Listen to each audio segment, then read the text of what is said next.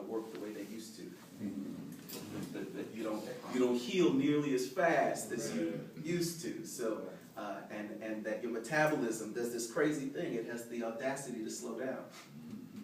So the things I used to be able to eat and not have any problem whatsoever, I eat and it stays. Imagine that. So if you want to kind of stay somewhat in a shape that is not round, you got to do a little extra work as you get a little older. So as I found that going to the gym, if you want to see results, one of the main things you have to do, Matt, is you have to break muscles and then you have to build them back up. That the whole idea and concept of working out for results is that you have to be willing to go through pressure.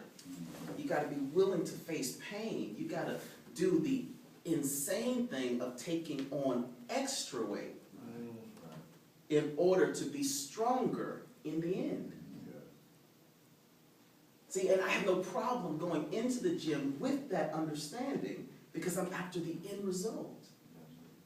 See, the plan is that I'm happier and healthier.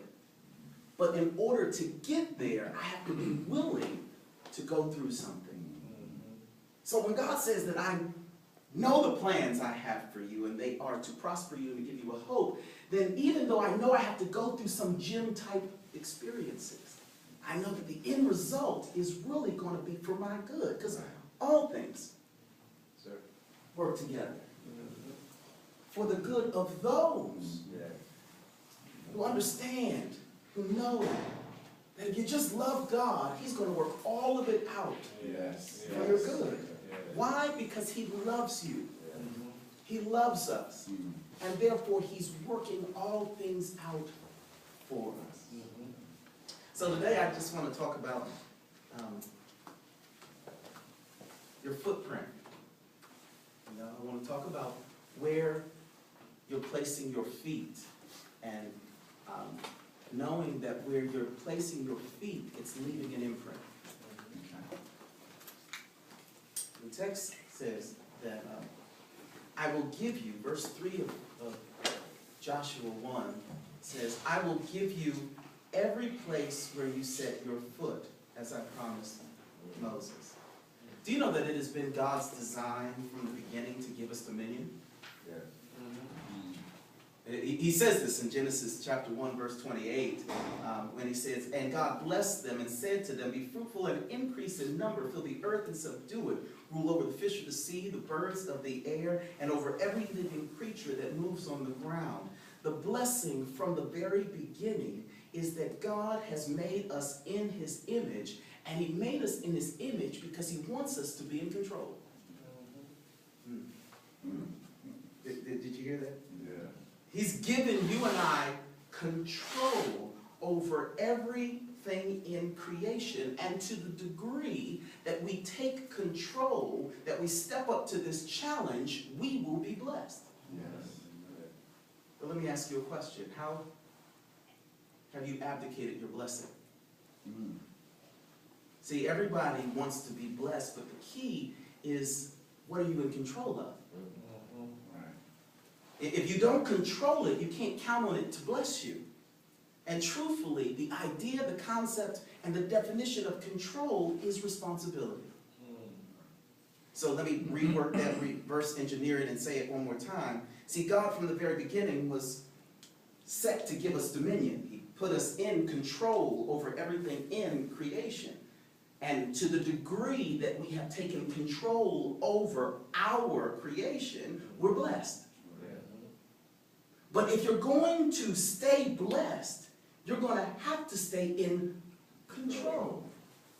And the key to control is responsibility. See, if you don't take responsibility, you can't be in control. And if you don't have control, you can't dictate your blessing. All right. So if you're not experiencing the blessing in something, it's probably because you're not in control of it. And you're not in control of it because, quite honestly, you haven't really taken responsibility. Yeah, it is.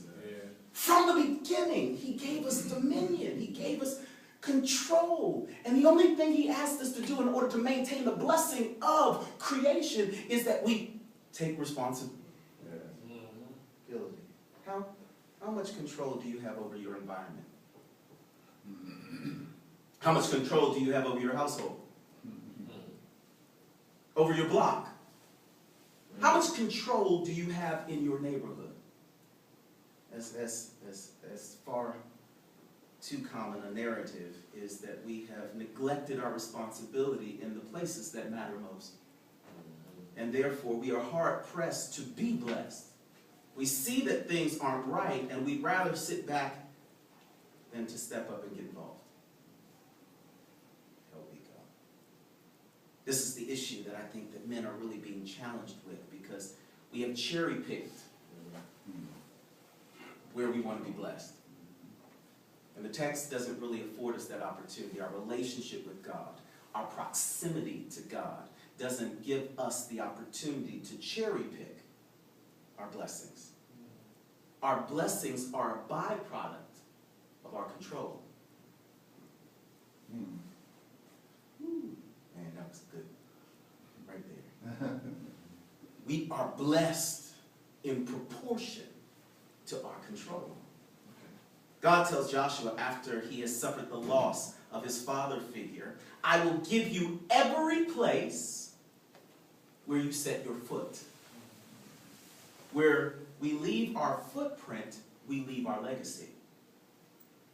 Every step we take, every move we make, I'm sorry, it sounds like a song. God is watching us.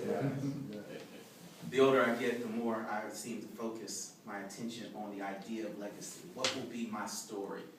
What will be my contribution to this life that I'm living? And I'm finding that far too many of us really don't give a great deal of thought to that question. What will our legacy be? We tend to not think about it until, quite honestly, TC, it's too late to think about it. And the neglect of the thought towards legacy is really dynamic. It's so dynamic that I think that we've all experienced it at some point or another in the reading of the obituaries of any homegoing, any funeral that we've ever been to. Have you ever been to a funeral and you got to the point where you're told to read the obituary?